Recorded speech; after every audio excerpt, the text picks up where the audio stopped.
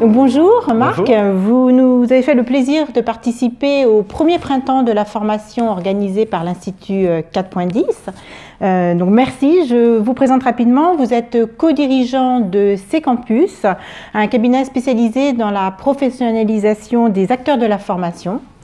Et aujourd'hui, une question qui nous taraude, c'est quels sont les grands défis de la formation ?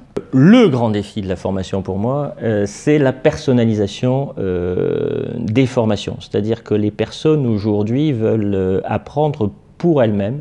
Elles apprennent par elles-mêmes, avec les autres, mais pour elles-mêmes avant tout. Donc la personnalisation, c'est le grand défi. Alors derrière la personnalisation, qu'est-ce qui se cache ? Il se cache, bien entendu, les parcours multimodaux, c'est-à-dire les parcours hybrides, des parcours où vous avez un mix de présentiel, de distanciel et d'expérientiel ou de formation en situation de travail. Et la personnalisation, c'est pouvoir faire le meilleur parcours pour chacune des personnes.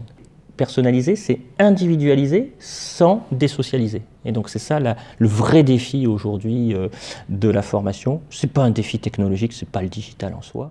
Alors, est-ce que ce n'est pas un peu contradictoire avec ce qu'on entend aujourd'hui de la digitalisation à tout va, d'apprendre devant son écran ? Le problème, c'est qu'on a réduit le digital à la solo-formation. On a réduit le digital au e-learning tout seul devant mon écran. C'est pas ça le digital. Le digital, c'est plein de choses. C'est apprendre avec des outils numériques. Voilà. Et les outils numériques peuvent décupler l'apprentissage s'ils sont bien utilisés et s'ils sont dans un collectif d'apprentissage. Vous nous avez parlé aussi du formateur. Alors aujourd'hui, c'est qui le formateur 2019 ? Le formateur d'aujourd'hui, c'est quelqu'un qui accompagne, l'essentiel pour faire simple. C'est un ingénieur pédagogique et un accompagnateur.